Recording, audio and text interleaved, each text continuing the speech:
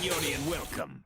A true Froliordian welcome indeed. I am Nathan from Janky LOR, and this is Gomez from LANUP. Hello, it's me! And welcome to episode 1 of Voices of the Old Ones. Indeed, we are the voices of the old ones. That we are the ancient beings from the Freljord. That something lore something. Exactly. It's like the trolls or something, right? Something like that. It involves them in some ways. Mountains, you understand. Yes, cold mountains, Avarosans, scar grounds. So yes, this is the start of our new podcast venture together, which I think it should be good times, in all honesty. Should be a good laugh, if nothing else. Exactly. I think that we both get on really well. We both kind of synergize quite nicely in terms of just convo and that. So I think this would be good times. Indeed, as I already said. Yes. So, episode 1. Today we are going to be going over the recently announced roadmap and also the about to be implemented, probably already implemented by the time you're listening to this, changes from patch 2.0. We've got to a completely new number now. I know, right? No, they decided that this, of all moments, is the time to be patch 2. We jumped to, was it from, 0.6? Not, 1.6? Yeah. The 2! Screw all the other numbers, it's not necessary! Yeah, but it's just, I actually don't know why that is. This is, a very strange time for it to be patch 2, because there's basically nothing in this patch. It's a mini patch. My guess is that it is because it is the first patch of a new year. My assumption is that because, I said, that they've finished that one, so all of 1 was last year, and then this is gonna be 2. But then, to be fair, that does mean, as you say, once we get to a point, isn't it gonna be patch 2 point? Okay, right. No, I might be talking complete bollocks with that. Forget that. Okay, I will. Do we want to start with the present and then move on to the future? So should we just talk about the little bits that are happening in patch 2? Oh yeah, definitely. There's pretty much no content to this patch. There is only one balance update, which is a surprise to no one. It is Pack Your Bags. Yep. I mean, it is the card that kind of was causing so much problem. I mean, bear in mind, right, this is the same thing that happened before, right? Whereby they did the patch and it was only 1 or 2 changes, but it's because this is not the balanced patch as planned. I know that they've had time off because obviously it's been Christmas time and whatnot, and to be fair, they're allowed to have time off. They've made a magnificent game. They deserve it. And so... Yeah, so this was kind of, they put this in because there was such a community outcry. It's like that other time when they slapped one in earlier than expected, and then everyone was like, oh my god, patch update, you've already done this little tiny thing. It's like, there's other things planned, okay? It's not a standard patch update. That was the Lee Sin rework and the the Make It Rain nerf, yeah? Yeah, I believe so, from what I remember. Which was 2 more changes than we were expecting. So yeah, people were talking about that we were going to be stuck with a stale meta all the way until February, so it was nice of them to at least change the big boogeyman in the room. Oh yeah, definitely. This has a lot of... So this not only has a lot of implications on the deck itself, but a lot of implications on the meta, and personally, I don't think I like them, but I'm glad they did it. Oh yeah, So first, let's talk about the deck. They've increased the cost of the final component of the card, the Pack Your Bags card, from 1 to 5 mana. So the board wipe portion is now really quite expensive. You will have had to sink many turns and a total of 8 mana into getting this effect. And to be fair, it's a lot more fairer now than because it is such a devastating effect of 5 damage, not just to board, but to your opponent's core. And the fact that they could just throw down Zap, and Zap could grab that out of your deck, but also because it's an attune minion, that unit would also give you the mana to play it. Yeah, was a little bit over the top. So that's the first thing, yeah. Zap cannot shoot or Pack Your Bags anymore. You have to preemptively play Zap before transforming the last of your cards, which I think is going to slip a lot of people up. And of course, the other big thing, I'm guessing you're going to say about the fact that you can't play it on the same turn as Ledros anymore. That's the one. That is huge and makes the mirror and a couple of other control mirrors really, really awkward. Yeah. Which is a good thing. This deck has been absolutely disgusting for the longest of times. I think Now, if this deck does still exist, they're going to cut Ledros, and it will go back to the 3-champion version, splashing Gangplank to try and cut the mirror.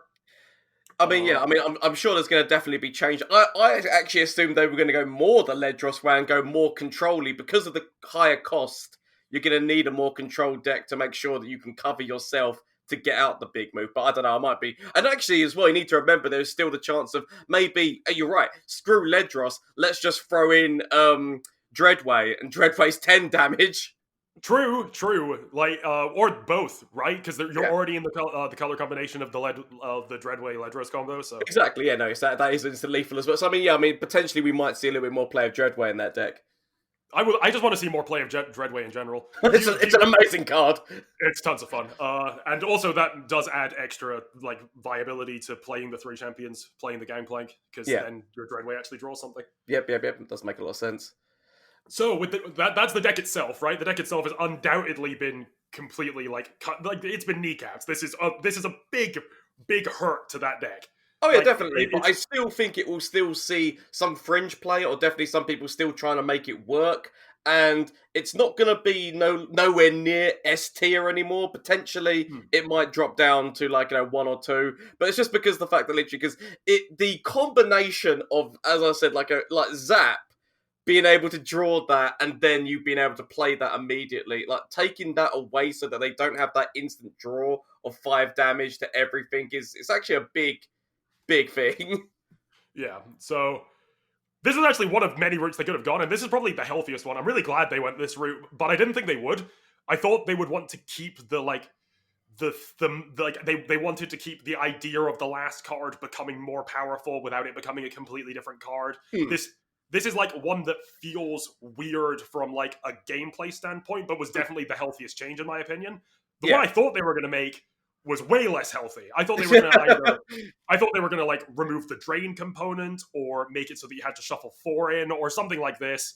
Yeah, this is great. I really like this change.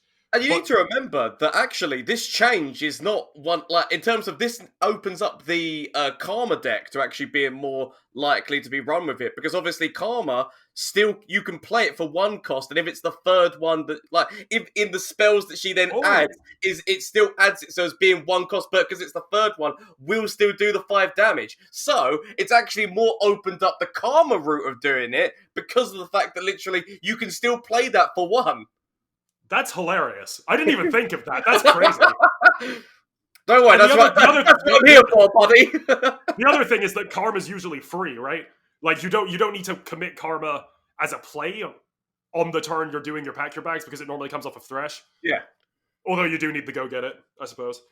But, you know. But but then obviously that deck had so many ways of grabbing that card, because literally what would happen was, because she then, once she's on the board, she starts doing so much spells that if you're running Deep Med and you're running the River Shaper, Deep Med, instantly playing that, she does that spell twice, so she's instantly grabbing 4 spells from your deck. One of them's bound to be bound to be go hard, and then just the continuousness of that. So actually, it's a really good way of using it, and I think that's going to take over the main, because the thing of it is, it's not as fast, and it is more of a control deck. And that's why I think that this might be where Go Hard ends up, because it still means you could technically play it for 1 cost, and it still does it. So I don't know. That's just my take on the situation. Yeah, generally very happy. The only issue I have is the other decks that were very dominant are in. So I never hated Go Hard that much, really. But the other meta-dominant decks, that being Scouts, various shades of Zoe, and Fiora, are now really all you're going to see on the competitive ladder. Oh, and Lee Sin as well, which I suppose is a shade of Zoe. Well, the thing of it was that, they're all kind of in a similar way, because it's kind of like we talk about the mid-range decks there, sorry, I'm just like Zoe, Plaza, and...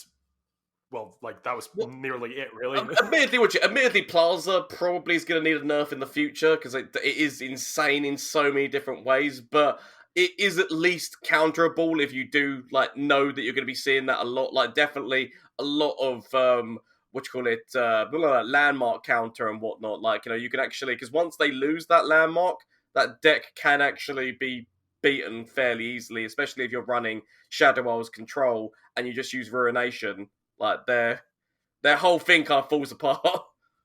True. I have been very disenfranchised. This is unimpressed with the meta as is, and I think Go Hard was only a small part of that. But this will definitely do something. That's what I mean. The shake-up it's going to cause is going to be a lot. Yeah, aggro exists again now to at least some extent.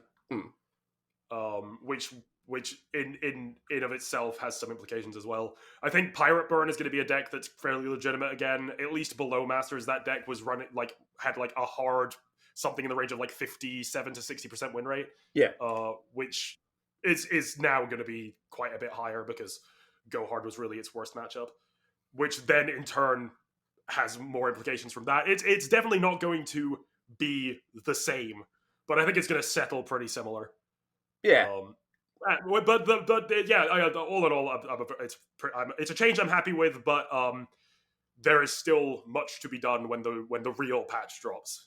Yeah, and the thing of it is as well that you need to remember that. So this is just going to be everyone's now going to be working out what is going to be happening because it's going to shift certain things without Go Hard being as big as it is. It will shift certain decks, as you say, and then we'll see how things shake out. But then that's going to be for a few weeks or so, and then boom, Aphelios drops.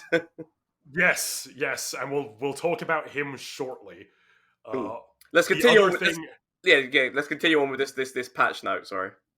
The other thing that came out today, I believe, it's just dropped. Or at least I got a notification on my phone saying, "Come play the new lab."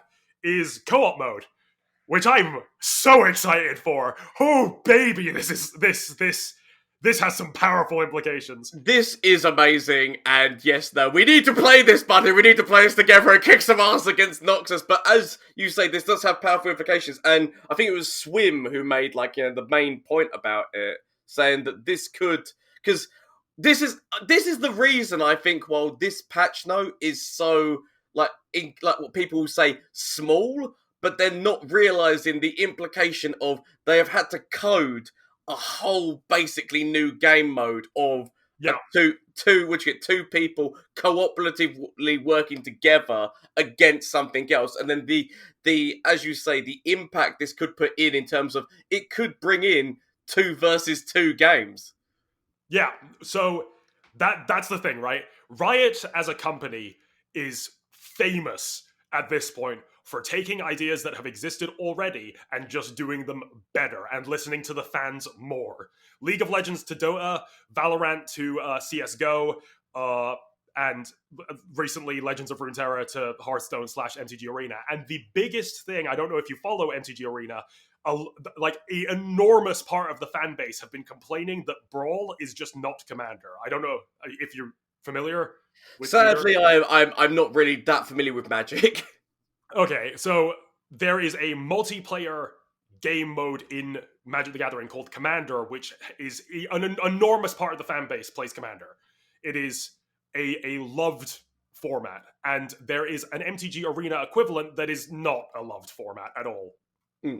And it is 4-player. It is a multiplayer, politics-driven game mode, and I think this is the biggest first step to Riot having their own equivalent. A multiplayer game mode is huge. I'm so excited. I really hope they create a 1v1v1v1 format.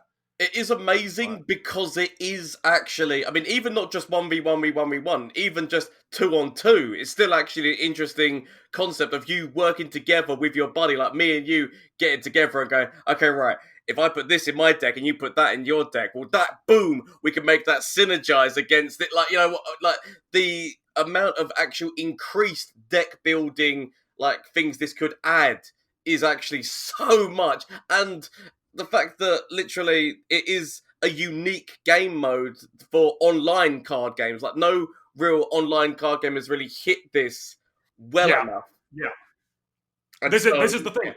like Riot is so good at listening to what players want, and whether or not it's their own players or players of other games, there's no doubt that Riot keeps an eye on what people want from Magic the Gathering, from Hearthstone, and they take their inspiration from that. And I just can't imagine they're ignoring how much Magic players want there to be Commander in MTG Arena. I hope so, anyway. And so many of the people who are on the development team actually, like, you can hear from their past, have played Magic, so they know. Yeah. They know that community, and so they must know it's a thing. And this has probably been something that has been in the works for a long time. Like, you can see in certain cards the fact, like this. I mean, the fact that people have said this for ages, like with certain cards, say like all players rather than both players and things like that. It's like this has been and that's been for a long time that card text has been in there. It's like they've been planning this, and it's amazing because it is actually just a complete unique thing for an online card game. And the fact that there are people, don't get me wrong, like, there's people who say like, it's not really going to create that much extra thing. But imagine the exact same thing. I think, like, yet again, Swim said, what happened with Battlegrounds in Hearthstone. It was a completely different game mode of basically like using their same stuff, but like auto battle. And it brought so many people, and it probably is their best game mode right now. People play that probably more than they play the real game of Hearthstone. So, as sad as that is, I know, right? But it's the fact that and to have something like this is what can make a game like this 100% blow up and become even more like better than what it is. Like, because admittedly, you would like this fan base is slowly growing, but it's nowhere near to the point that like Hearthstone or whatnot is at the moment. But this is something because it's because like it's exactly the same as other card games in a manner of speaking, but this is something that could completely change it. It changes the game and therefore makes it more people can work together, people can be cooperative. There could be people who make teams, like although like you obviously have esports already and like they're starting to develop an esports thing in this. There could be even more esports in this with the fact that you could have like a team, like a group of people like who work together to make like a team deck against another team deck. It opens so much. It opens so much. A lot of people who have come to Legends of Runeterra have come from League of Legends, right? And they will know the feeling of having a full 5-man team sit down and play together. It's more of a social event than it is anything else at that point. Yeah. And if I could get that same experience from Legends of Runeterra, whether it's me and one friend, which is what it would be now, talking about how we are going to get our strategy to work, or whether it is eventually like 4 people sitting down, taking their decks and fighting in a all chaotic brawl, it would be I really like where this is going. It is amazing, and to be fair, you could still even have more than that, because if it was a team type working together, trying to work out how you get ready for esports, it could be, okay, right, so me and you are on this team, if you tell the other 2 people, okay, if you can make these kind of decks that people are playing so that we can test ourselves against it, so that does also open up that as well, so that people can test their decks before going into tournaments and that, so... And then that's 4 people all working together. The community of which that builds is amazing. Yeah, I the social element of this game is pretty much the only element that is lacking at this current moment. Is you can't really, I suppose you can, but you usually don't play Legends of Runeterra with your friends, and this is a huge step in the right direction. Well, yeah, because I mean, at the end of the day, you can make friends, like, so you make friends externally, like, like how, like, we became friends through Twitch, or, like, there's people who make friends with each other on Reddit, like, there's different ways of, like, people who are playing a similar game kind of make friends with each other. Not many people make friends with them, like, by playing against somebody. Occasionally you might get that, but, what it is that once you're friends, like, so you might play the odd game against each other, but it's not like, you are doing it, like, often, because at the end of the day, you might be like, oh, I've just come up with this deck, but I kind of want to test it, so can I test this against one of your decks? But it's not too often that happens, but this actually opens it up to, okay, let's get together and kick some ass together. Yeah, it's also divisive, isn't it? Like, if you don't really you might enjoy the other person's company, but like somebody has to lose if you're playing 1v1. Oh yeah, like you don't get that same like cackling at your opponent's defeat that you get when you're playing on your own. Like that loses you friends. Yeah, yeah, indeed. So I and do like a cackle. the last thing that's coming out this patch, ignoring expeditions because I don't understand expeditions. Unless do you want to talk about the expeditions? I mean, to be fair, I do love Expedition, but I don't really pay too much attention to this. I mean, admittedly, if you were hardcore Expedition, you would do because it mentions certain cards that get removed from the pool, so then you could be like, okay, right, I know that I'm not having to face against this anymore. But though I love Expedition, I don't pay. I more play it just for the laughter and whatnot. I don't fully get into it 100%. But yeah, so I always kind of skip over those notes, sadly. But there are people who, obviously, an Expedition is still it's still a great game mode in and of itself. Yeah, no, yeah, I like Expedition. It's just like this stuff is a bit too over my head. So the last things are a new character has been added to the Legends of Runeterra dating sim that is the Guardian Collection. Why do they say personality? Like so, this is Ellie. Ellie the elephant has personality clumsy, and their best friend is Zoe. This is we now have the clumsy archetype. And they also fixed a bug where Heart of the Fluff would sometimes inherit negative keywords. Imagine ephemeral. Yeah, you get a 30 ephemeral elusive. At that point, I'm not sure how much it matters. But yeah, that is all that is going into place at this exact moment. But the really exciting stuff is the future. And can I just say the entire like Riot Con that went on like a week ago is insane. Like I have no real interest in League of Legends anymore, and I've barely played Valorant. But watching the animations they had lined up for us. That animation, that felt amazing. I am more hyped for Rune King now than like ever, and I really was quite excited in the first place. And I love the fact that they are actually just like making it so that there's gonna be things like that are going across its whole universe, and we've already been like basically hinted there's gonna be an event which is involving the Rune King. It's most likely gonna be like all over the place. And the funny thing is, thinking about this now, because they knew this was planned. They knew this was planned ages ago. Thinking about this now, do you remember all those people who complained back when it was October and we got the KDA event and they were like, oh, we want a Halloween event? The reason why they didn't do a Halloween event is because it's now gonna happen. I was one of those people. I was disappointed. How was I meant to know we were getting a Halloween event in May? Because they knew. You should have had faith, Janky. I should have had faith that Riot doesn't know when Halloween is. Okay. Should have had faith in the heart of the cards, Yugi. They knew this was going to happen. So this is one of the things that I've been most excited to talk to you about specifically as a fellow Hearthstone player. In February, they are adding the single-player Legends Lab, which sounds an awful lot like Dungeon Run. I mean, Dungeon Runs were so fun, so I'll be interested to see if we get a similar game mode like that, because that'd be amazing. Kobolds and Catacombs was the best set in years, and that was just because Dungeon Run. I don't think I played a single second of PvP. Dungeon Run was an amazing thing. Just the ability you were going through. Admittedly, the whole way through you were playing AI, but it didn't matter because the whole way through you were like, build you'd beat somebody and you'd get to choose your cards and be like, okay, I'm adding that to my pool. Like it was so good. We thought something like this. I don't think this is the final form of what they're going for here. Excuse me, but the Targon, what was it called? The Race to the Top or whatever, where you picked Leona or Diana. I mean, and that was actually a fun mode in itself. Like, yet again, out of all the labs, that was like, even though yet again it was only versus AI, it was interesting. It told a story, and yet again you kind of built your deck from the ground up, and you got to choose what power you wanted to take the whole way through. And it was like the choosing of the power and stuff was like it's close. It's not quite Dungeon Run levels, but this sounds really promising. I'll just read the little segment we have on it.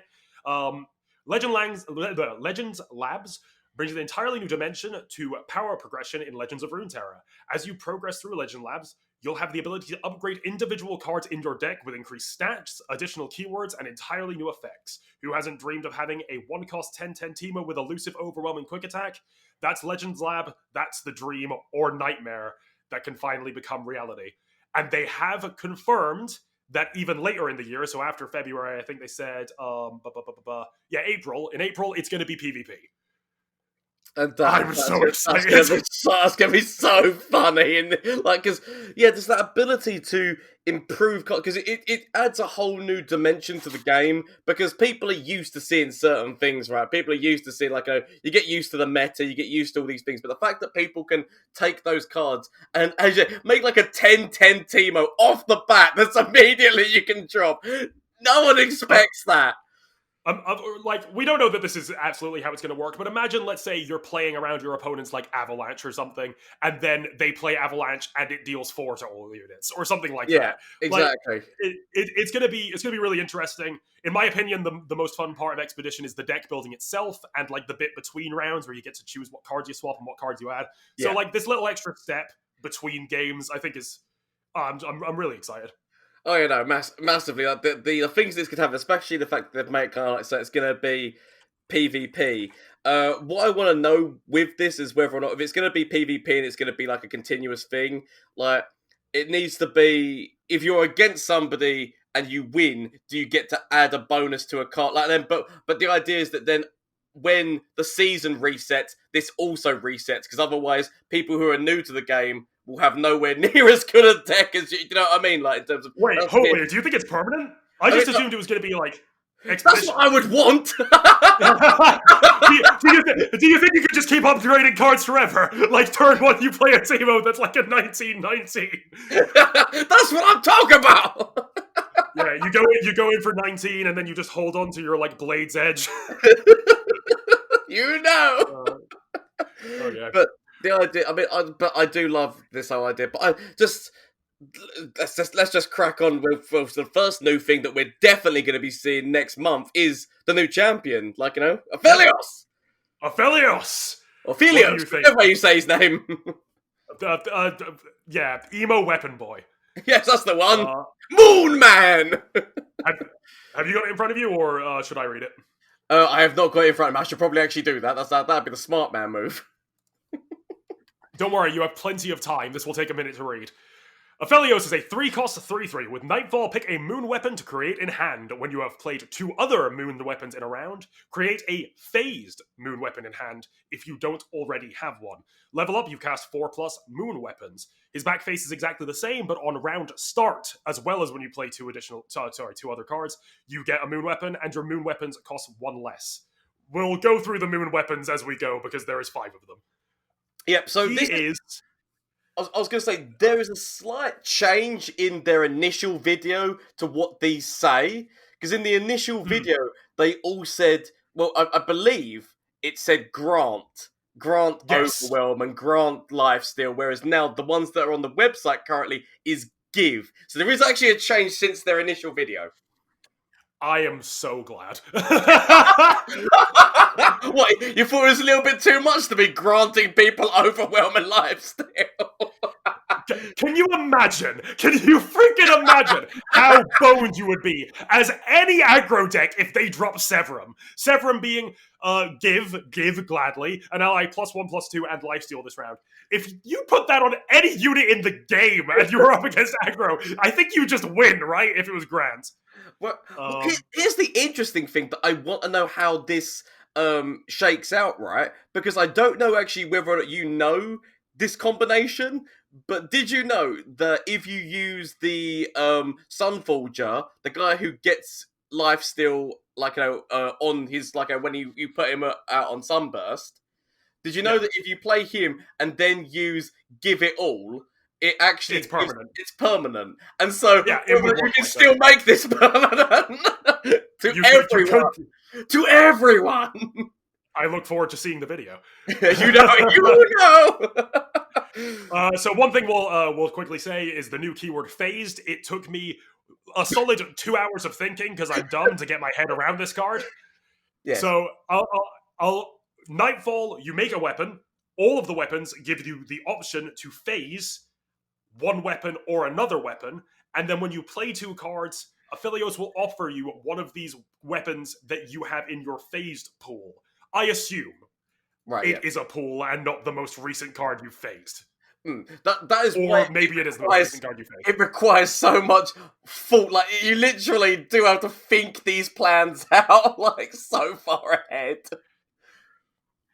So, I guess what do you go off? What do you think of Aphelios? Because he, like, I want to hear your thoughts on this. He seems complicated, but I love the idea of him, and I love like how much I'm going to experiment and try to work out how exactly to work this guy out, because he is, in a manner of speaking, very why can't I think of the word right now? Like Twisted Fate, like he can be used in so many different ways in terms of versatile. In that once you play him, you get to choose that initial moon weapon, and that a moon weapon can phase into another one. So, like Twisted Fate, when you first play him, you get to decide which card you use. You get to decide which one. And so, depending on the board situation, you could be like, okay, right, I need 3 damage because I need to deal with that situation. Or I need the stun because I need to be able to stop that and I can't like stop it any other way. Or if I need lifesteal. I haven't got much of a board, but they've got a massive board like they're playing scouts.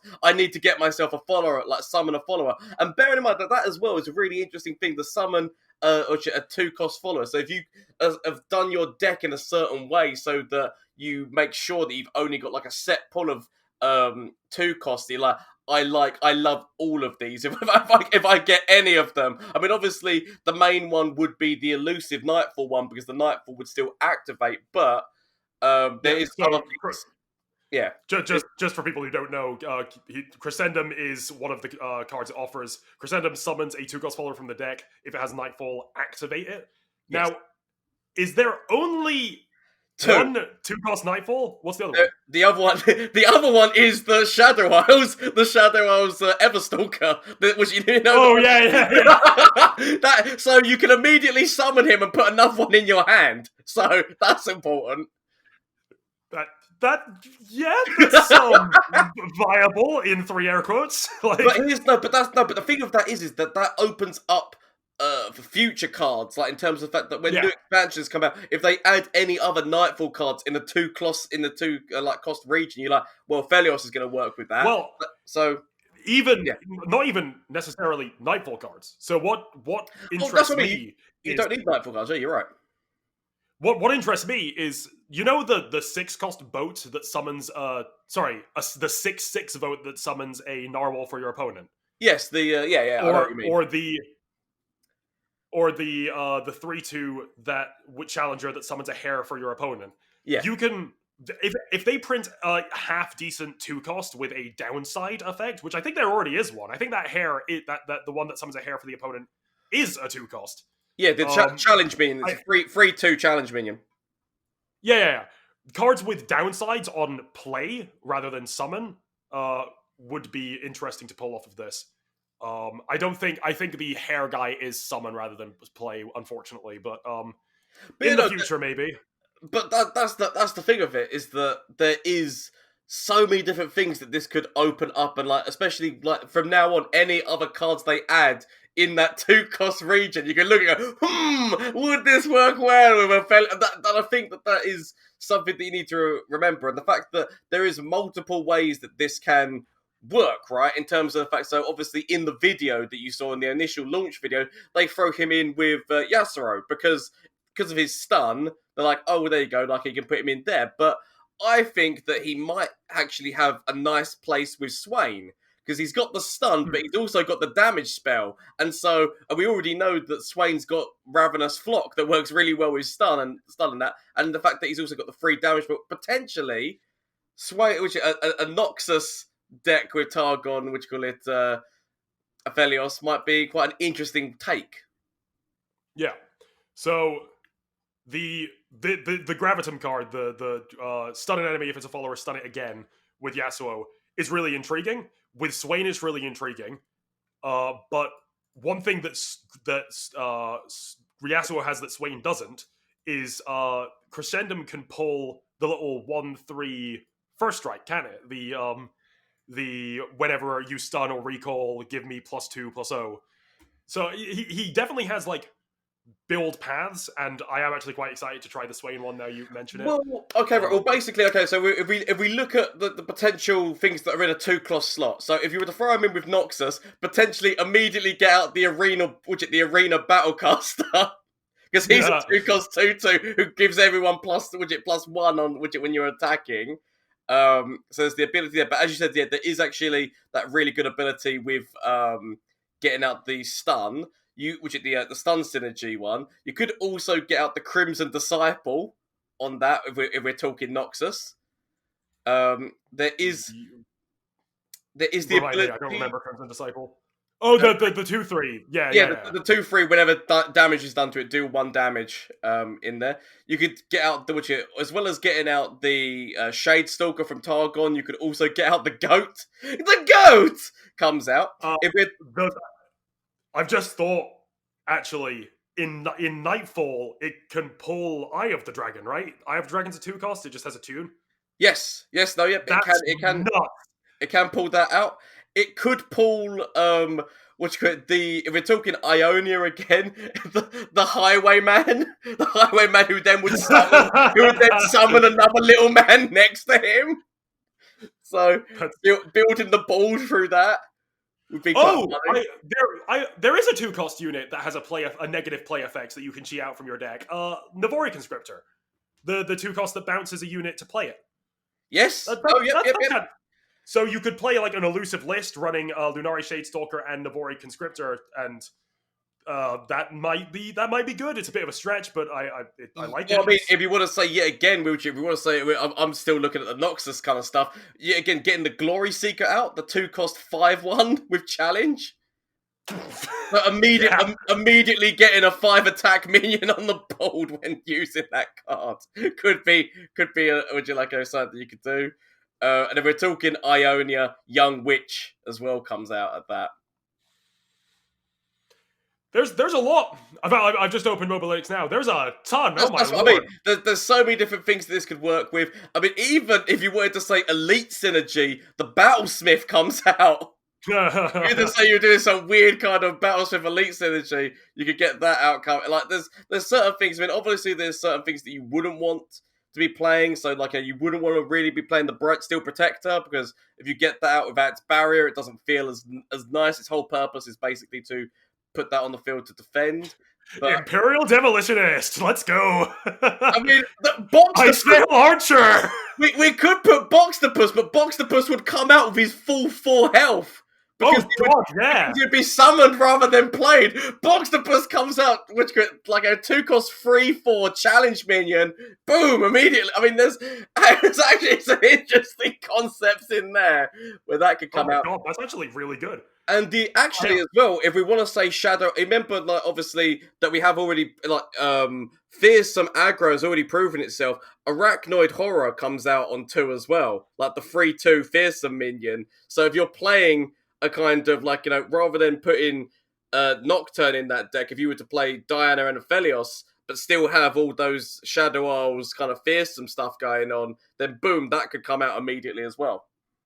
Yeah, I think if we were being, I think we're most likely going to see, obviously, the Nightfall card, the Lunari Shadestalker, and probably the Eye of the Dragon coming off of this. The rest, like, it's really interesting just how many options there are. Oh, but I think that is going to be what you see the most, if I were to guess. I mean, honestly, I think that you might see a lot of that Arachnoid Horror coming out, because if you're running a Witch, because it's already proven, it's like fearsome aggro has already proven itself to be really powerful. But imagine if you could play Diana, then play Aphelios, but then have the Spellmare to be able to play that and get this fearsome minion out. But not only in that deck, rather than fearsome. In that deck, not only would you be running that Spider Fearsome or Arachnoid Horror, so the two costs you'd run in that deck would be the Arachnoid Horror and the elusive, which is the Shadestalker, Lunari Shadestalker. So that the idea would be that they're both on a 2-cost. So whichever one it hits, either you've got a 3/2 fearsome minion, or you've got a 2/3 elusive minion hitting the board, and then just going forward with that. I think that, like, the ability to do that quite quickly would be quite interesting, and I think that might be where that deck goes, but I don't know. So the only problem I have with that is, in order to fit Aphelios in, you'd have to take Diana or Nocturne out, which seems dangerous. I suppose you could go down to 2 Nocturnes. I suppose I look forward to building with him. He's in my eyes, he is like kind of nuts. He's more of a landmark than he is a unit, because his stat line is reasonably weak with the no keywords. Yeah. Like Draven is pretty much powered by his quick attack. You would never attack him with Draven and have it trade favorably if he didn't have quick attack. But it is more which it is just more just the fact that he could just be like, all of his moon weapons can just be changed, and the fact that he could then make those moon weapons cost like 1 each. I mean, I know after a while, speed, but it is actually quite like once he levels, he definitely becomes quite a devastating force on the field. Part of me, I don't know why, while looking through this 2 cost like region, part of me is honestly thinking an Aphelios Victor deck and having the ballistic bot in the 2 cost, because he keeps creating moon weapons, and so wow, ballistic bot can really kick off. That's actually that's not as much of a meme as it sounds. That sounds That's what I mean. The idea of that is hilarious. It's like, yeah, no, we're getting a little bit too much into this thing, but that's personally, I think that that's going to be one of the first decks I make. I don't even know. I don't know what the first deck I'll make with this is. If I'm being honest with you, he is just a nuts value engine. I think he fits in anywhere really. He is generically powerful, is how I would put it. He's a very interesting design though, so he's not the kind of generic powerful that I would be upset by. Yeah. I'm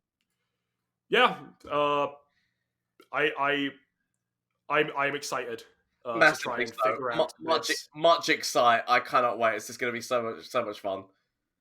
And just quickly, he also has his presumably his signature spell. It doesn't say this is connected to him, but it is odd that they would leak it with him if it wasn't. There is Gifts from Beyond, a 2-cost burst speed spell that will add one of these moon weapons to your hand. That is actually his spell, because in the video that initially shows it, when there's 2 of him in hand, that's the symbol that shows up that the other one turns into. So that is going to be his spell.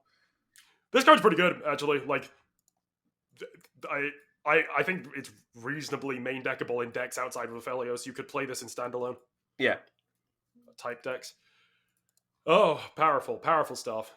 So, the other things that are coming out that month are like minor things, like there's going to be a champion deck. We've seen these before. A lot of LOR players have full collections at this point. I can't imagine it interests a lot of people.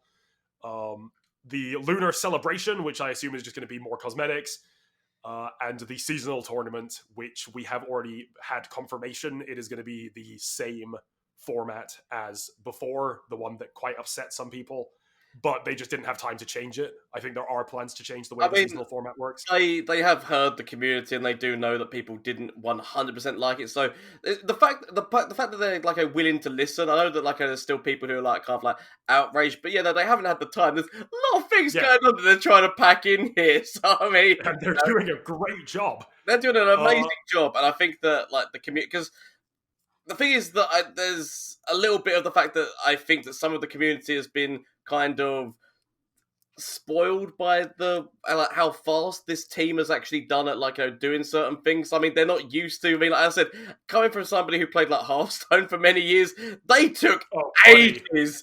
Whenever there was any kind of balance patch that needed to be done, we are talking like 2 to 3 months for a balance patch there, and so. Buddy, I played Magic the Gathering. Those cards exist in paper. We have to wait for them to stop making money off of those cards so that they decide to ban them. Like, if there was a Chase Mythic in the set that they were selling at that given moment, they would not ban that card until they brought out a completely new set. So that's what I'm talking about in terms of the fact that I think that people. I can understand that there is outrage and people want things to be changed and whatnot, but this team is actually doing an amazing job. Bearing in mind that this team is probably not working anywhere near as efficiently as they could do under like COVID restrictions type things. You like, so it's not as easy to just all be in the office, all working together, saying, okay, right, if you do this, you do this, and then like so. The fact that they're still been and actually been able to still do this at an actually quite like good rate, it's amazing, and it's full props to the team. Oh yeah, I'm very proud to say that I'm a Riot fanboy. I'm so impressed with how they work as a team. Yeah, massively. So March, they have actually. So we should probably mention actually they've strayed away from what they told us in their last roadmap, where they told us it would be February one big set. February is when we were going to be getting the cards. Yeah, new. So now they have Aphelios actually sets a standard where now there's going to be little champion expansions, which is cool. Yeah. And in March we have our next huge big set, Empires of the Ascended. So it has been confirmed to be Shurima. And this was the comedy moment of the fact that, as I said, because literally I never played like any real League of Legends, just the fact that like, because that was happening in my chat so much. Oh, what do you think the new region's gonna be and whatnot? Like, I don't know. I don't even know what the regions are other than the ones that are in the game currently. And everyone kept saying that it was most likely going to be Shurima or the Void. And then the fact, obviously, it's been confirmed, and the fact that this is it's a very nice aesthetic, like Egyptian kind of stuff, like Desert Eat has always been, in my opinion, a really nice aesthetic for any kind of game, like look wise, it's just yes. So one thing that, just looking at this roadmap, like visually looking at this roadmap, in the background of the March section for Empire of the Ascended, there is an image that we have not seen before of the sun disk of Shurima, which is a very important like lore location. Yeah. So at the very least, we do know almost certainly there will be a sun disk of Shurima or Shurima landmark. Oh yeah, no, most likely, and this just kind of, I think this kind of like confirms what my suspicions were with this new region, was the fact that we're playing like a desert kind of region, and because it's like a kind of like god that and like gods of like, or at least like looking at the cards, like they kind of reminds me of like, that there was the Egyptian god of the sun. It kind of makes me think that there's gonna be daybreak in this region, because just like how Shadow Isles has got some nightfall, I think that just opening up another region that has some daybreak just means that Leona's got like something else that she can cling on to other than the fact of just staying fully in Targon. So I'd be disappointed if it wasn't. Yeah, like, and I'm almost certain. And so potentially we might see another champion in that region which works off of day, like just like how we've got Nocturne and Diana who both work off of Nightfall cards. I'm expecting to see a champion in that region that works off of Daybreak cards, because I mean, like there's the synergies that could potentially happen there. So that is something to be excited for as well. There is so much to be excited for. You've seen the video where they spoke about what to expect from this region, and they said two things which really intrigued me. Firstly, you get to harness the power of the Ascended, which if like the Ascended are the godlike beings of Shurima. We're talking Nasus, Renekton, Xerath, these like godlike power things. These are like as close as we're going to get to Egyptian god cards. Yep. Oh yes, Yugi. Yes. Now, like, if we're talking characters that are the most overpowered in the lore when compared to their characters in League of Legends, the one that is laughably like off is Aurelion Sol. Aurelion Sol is the stars themselves. He is a godlike being, and in League of Legends, he's fighting Jinx, right? So it's like, but they get to represent him in LOR as this big 10-cost game-ending monster, and the other one that is laughably like off is Nasus, who hasn't got his LOR representation yet, but presumably will in this set. Nasus has the ability to turn entire armies to dust with the click of his fingers. Oh! Like, he is a godlike being, and he's like an Anubis-looking character. He has like a dog head. I am so excited for him to be represented as maybe a 9-cost, 10-cost monster. Oh, I'm so ready. You know what? I think I want to see. Do you remember that when the cards got added to Hearthstone? I'm expecting a similar card to what was it? It was like the 9 cost card. I want to say it was in Priest, where basically it sucked everyone in. Like it was, which it was. I can't remember the bloody name of it right now, but it was basically like quicksand, and it's silent. Oh, Plague of Death. Plague of Death. It silenced every single minion and then killed everything on the board. Just imagine how powerful that would be, especially with like things where they've got like different which are like, why's my mind just completely blanking on different things Death right Rattles. now? Like, oh, sorry, Death Rattles is Death Rattles is Hearthstone. No, last breath. That's what I mean. The things that've got like last breaths and whatnot, just to be able to. I mean, I could see an ability like that being in this, like with that region. So, speaking of Priest, the other thing, I said there was 2 things that really excited me. The other thing was they were talking about the flavor of Shurima as a region, and they said, predict the future, or something like, yeah, I think it was that. Be ready to predict the future. And one thing that doesn't really exist in LOR, but exists all over Priest, is the mind game cards, where you have to guess what's in your opponent's hand. Oh my god, you're right, you're absolutely right, yes. Look at what's in your opponent's hand. Guess what's in your opponent's deck. Guess what your opponent's going to play next turn. I love that facet of Priest, and if that is what they mean by use Shurima to look into the future, I am so ready! That is amazing. Yeah, no, you're right. Like, literally, the cards that were in there, like, the one that was basically, you get a choice of 3, and it's choose which one you think is in your opponent's deck, and if you choose it, you get a copy of it. Like, cards like that is definitely a lot of fun, and like that kind of game is, I do enjoy that so much that yes, no, if they add any kind of resemblance of that, I will love it. The other thing that I was thinking in this deck is because they said like, you know, uncover buried relics. I was honestly assuming this to be a kind of why's my mind just... Yeah, again, my mind just completely forgets things. I do apologize. Exodia, whereby you get a card, and by using that card, it then shuffles like 5 or something cards into your deck, and then if you can get all of them, then a big thing happens. So basically, by burying, it buries them in your deck, and you've got to redraw them back out again, and then when you get them all, it's a... like New Cthulhu. Yes, kind of, yes. I mean, to be fair, I have not actually I've not played Hearthstone in so long that I don't even know what New Cthulhu does. There's been so many different iterations of him. At the start of the game, he breaks into pieces and enters your deck, and you have to cast all the pieces to get Cthulhu back. Yes, that kind of thing whereby you play this card and it puts those things in your deck, and then you've got to get them to be able to get like some really big thing that could be like a game-ending thing, but obviously it's... I want there to be more cards in LOR that say win the game. I want them to be tactfully and balanced, like done in a balanced way, but so far we only have, Fiora? Is the only card that says win the game? No, Richard, you got the healing one. The healing one. Yeah. True.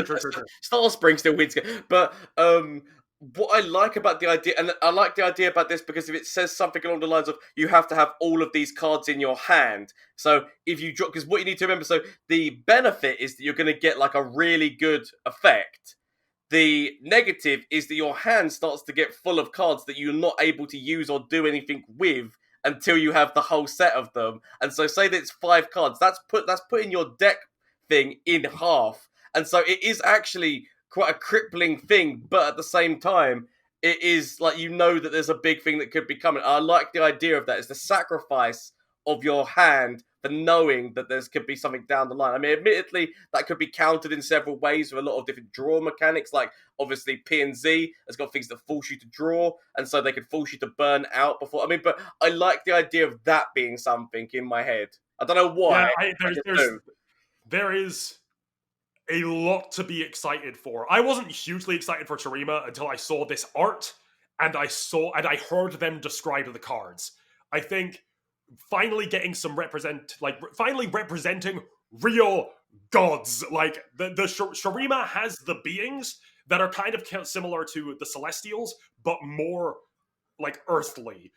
Like no other. So the Celestials are like the beings up in heaven that are so like completely like out with the it's like what's the word I'm looking for? It's like Lovecraftian in nature, where it's like you can't understand them. They are great, the great beyond, for example. Yeah, you can understand Nasus. Nasus is a well, what's his name? Azir. Azir is like the Emperor of Shurima, and he is a god as well. He's an ascended being.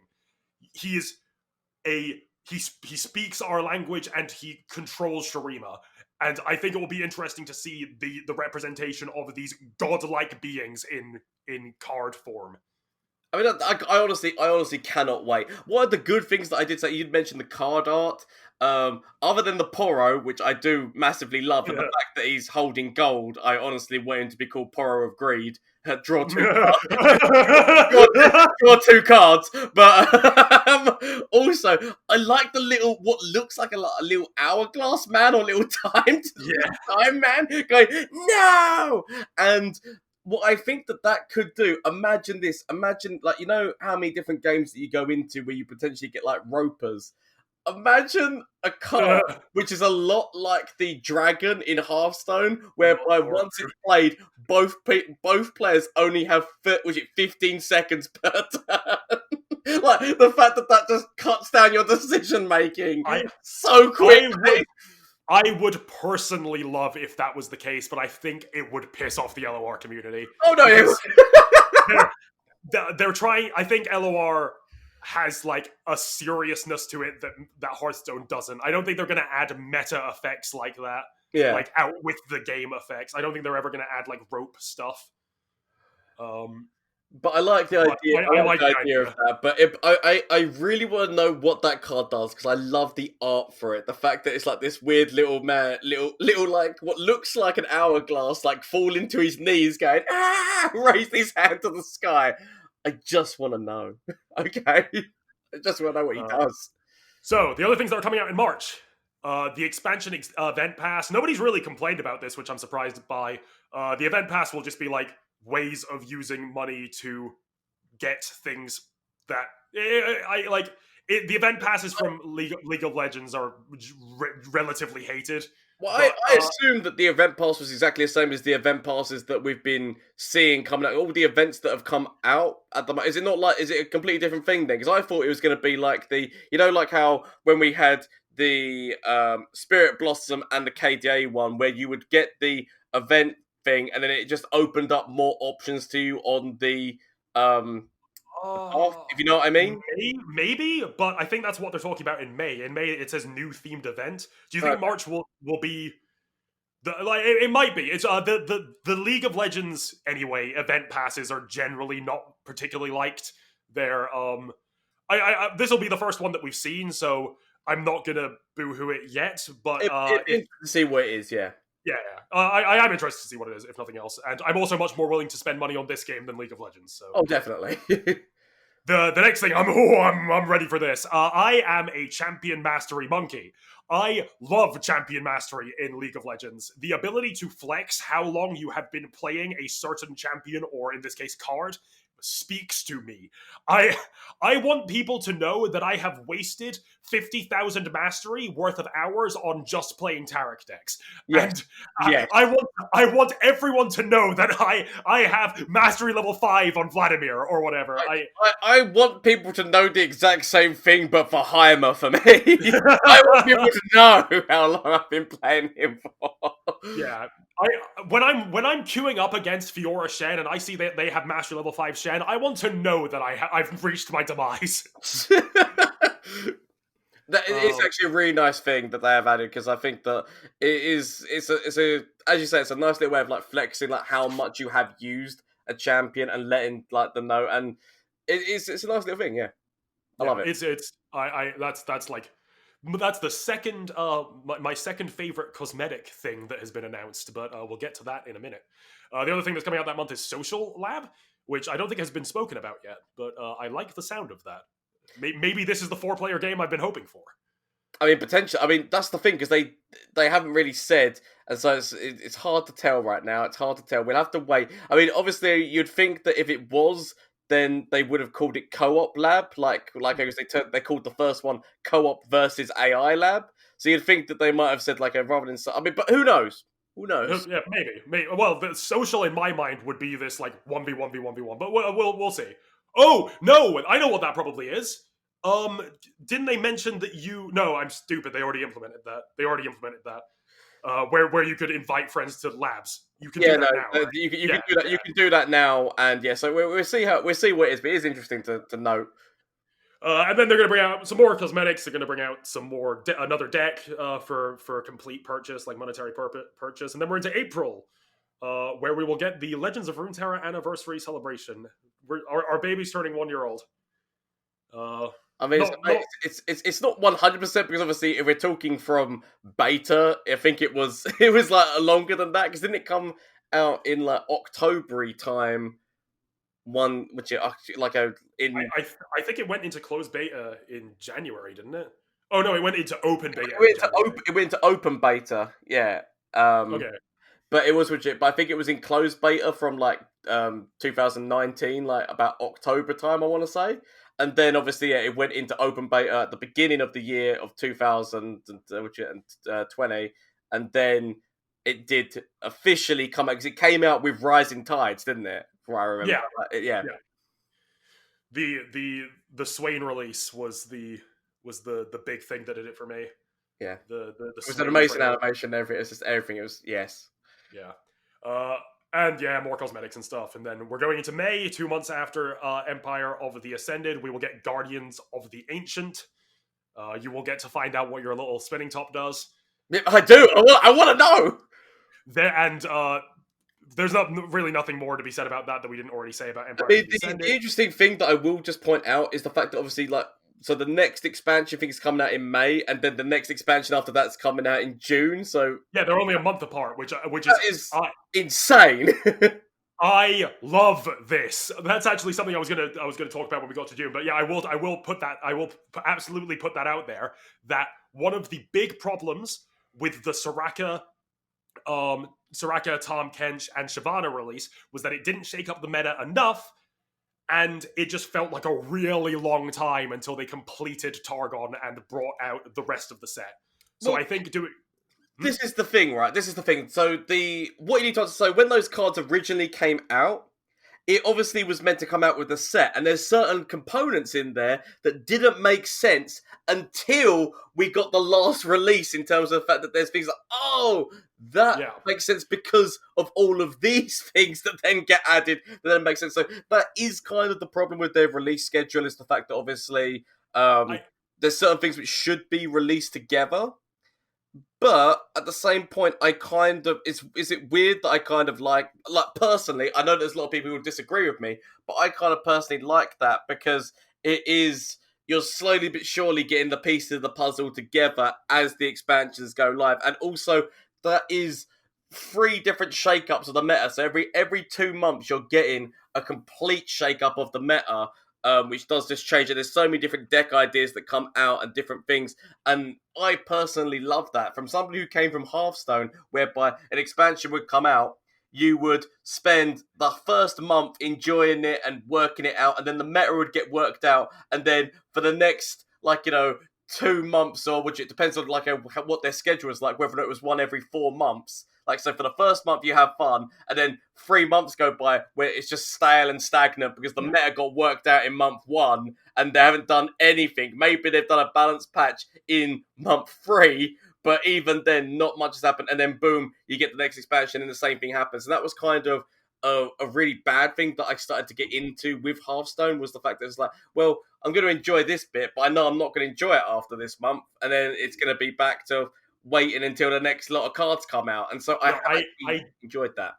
I definitely enjoy that they bring the set out in 3 pieces, but I think this gives them the opportunity to do it a lot more tactfully, because if they're doing it 1 big set, 2 small sets, I think if they do 1 big set, then a 2-month gap, people will solve the format slower and have more to work with because there was just more cards. And then if there's a smaller gap between the last 2, then the fact that there is relatively little cards to work with and it won't shake up as much as that big set, I don't think that'll be noticed as much, because then the other small set will come out a little bit after that. You know what I mean? Yeah. So I think big set, big gap, small set, small gap is a lot cleaner way to do the release schedule. But no, I absolutely agree with you. I think them releasing the expansion in 3 chunks is brilliant. I love it this way, and I really hope they don't change it.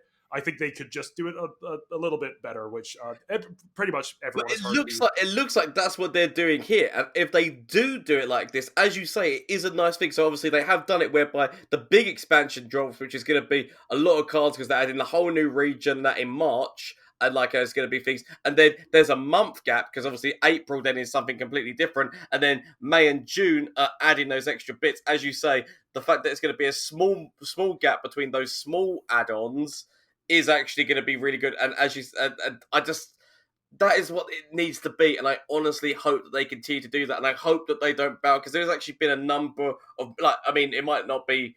You might not have experienced this, but I just know that from what my experience of the community has been, some members of it really just want the whole expansion just to drop all in one go. I would not agree. Yeah, I don't agree with that. I like what they've done, and this, if they can continue this format whereby they drop big expansion and then there's a month gap and then they drop and then the next month they drop the next bit, so that that is actually a really good thing. I mean, obviously we don't know any more of the roadmap for 2021, but we can assume that August will be Ixatal or the Void, right? I mean, we can assume, we can make the assumption, whether or not that is true or not, but we can make the assumption, and if it then follows that pattern, then that is the whole year out, isn't it? In terms of the fact. Oh, well, actually, now that we have champion expansions, it could be just some guy, some champion getting added, but it'll be a shake-up of some description in August, no doubt. Yeah, and then that basically, then you'll be getting a new region. And then a month of just like a little something, maybe which it may be a champ or maybe not, and then 2 months in a row of the rest of that expansion, and that is actually a great thing to do going forward. And I honestly hope they stick with it because it is such an amazing job with that shake-up. Because I've never, so far in Legends of Runeterra, I've never had that moment that I've had in Hearthstone where I've decided, you know what, the meta's sorted out. I can make some fun decks, but they're never going to do anything. Whereas in this, it's like, okay, I can make a fun deck. It actually has a chance of doing something in this. And then, boom, we're going to get into new cards and the meta is going to be shaked up. And that gives me more options and more fun. Because I don't know about you personally, but I know me, one of my 100% favourite moments of card games is being a deck builder, making weird, stupid decks and having fun with them and entertaining people through that. And so this opens up, and the fact that there's new cards being added just opens up and allowing me to do that on a continuous basis. Yeah. I like that they do it in 3 bits, and I definitely like this little change that they've made, this little tweak to try and maybe satiate some of the complaints that were made. I think this is a good and tactful way to move forward. The other thing that is happening in May is definitely not the Harrowing event. Yeah, absolutely not the Ruined King event. We have not seen any clues to suggest that it will be. So it's the Ruined King event and the release of presumably the Ruined King game. Very excited. So much more excited than I was with KDA, and I actually really enjoyed the KDA event, so I'm hyped. It's gonna be so fun. It is gonna be so fun, and I can't wait to see what they do with it. They just do such a good job with everything that they do. That I honestly cannot wait. Especially because there will be a new kind of cosmetic available at this time. Because in May, and I'm so hyped, in May you are going to be able to buy champion skins like you can in League of Legends. I am one step closer to being able to play a 10-6 Dunkmaster Darius.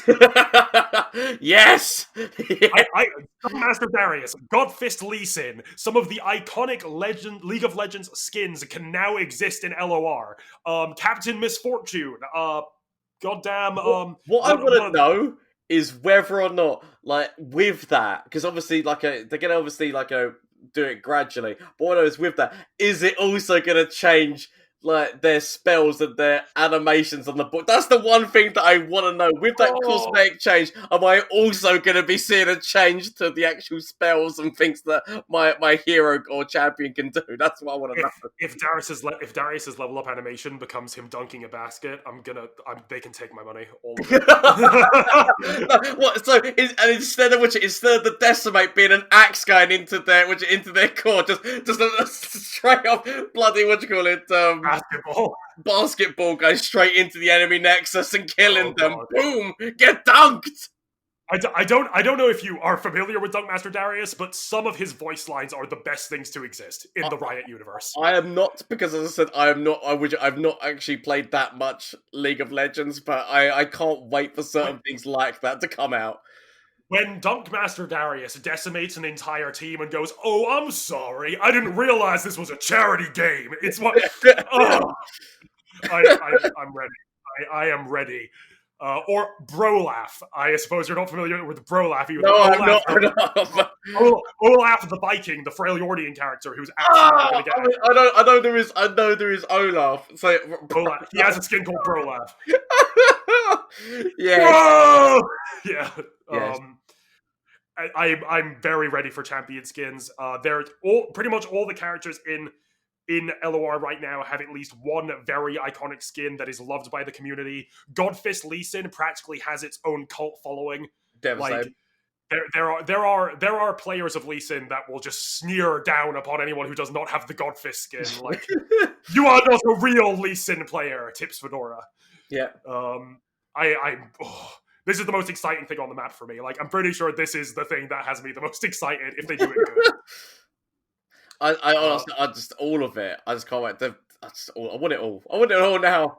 And then more decks, more cosmetics. In June, we will see Rise of the Underworld, which is a sick name with amazing implications, including Renekton. Please give me Crocodile Man.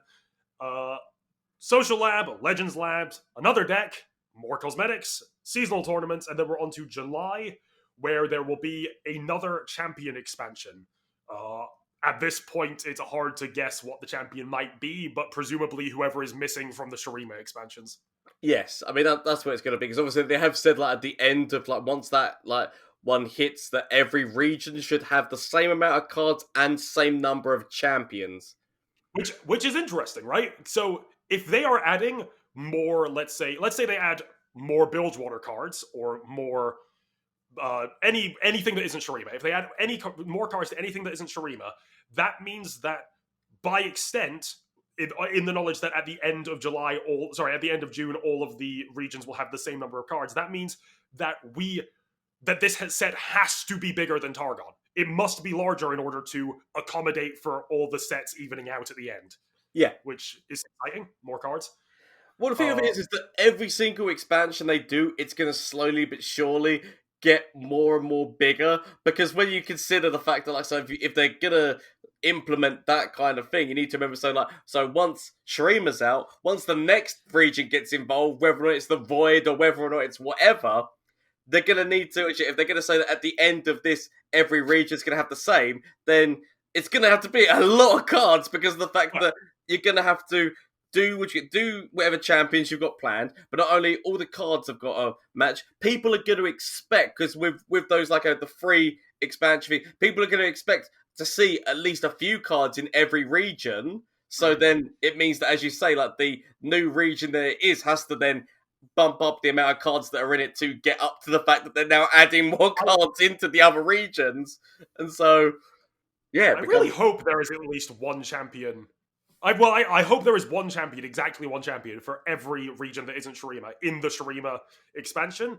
Because if not, that means we're going to have to wait for these Aphelios-style champion releases to get our other champions from like other regions, which would just be miserable. I think you kind of want to hit a champion every single, like at least for every single region. You want to be otherwise they're going to stagnate pretty hard, right? Yeah, and the thing of it is that we need to kind of also bear in mind that after next year. After this year, should I say? What am I talking about? After this year, we potentially are going to start seeing the ability of cycle, because it's going to get to the point where, as they're adding cards, they have to continuously need to think, oh, well, this card's in the game, so that interacts with this card. So the fact that we potentially are going to see cycle, and it's going to be interesting to see how cycle happens in this game. By that, I think Riot being Riot, it will be done very differently. I don't want to speculate on cycling in respect to like other games, because I don't think Riot will do it the same way. I just have a feeling it's not going to be like a standard and a wild like in Hearthstone, or a standard and a modern in MTG. I think they're going to do something wild. Well, here's the thing that I want to know is what's going to go like how do you do a cycle? Is it actually going to be a cycle? Because I mean, you need to remember, so you can't really do sets. The reason why I say you can't really do, well, I mean, you could do sets, but then you're taking away an entire region basically if you're doing sets. So, like for example, if they were to cycle, say they do the first cycle, so so you're saying that Bilgewater completely cycles out of the game for a time being, or are we going to go back to even doing, like, say, some of the ones that came out in the original release? Like, are we going to say like that maybe like Demacia cycles out of the game just for a little while? Like, that's what, are they going to do it by, are they going to do it by region, or are they going to do it by champions? That's what I want to know.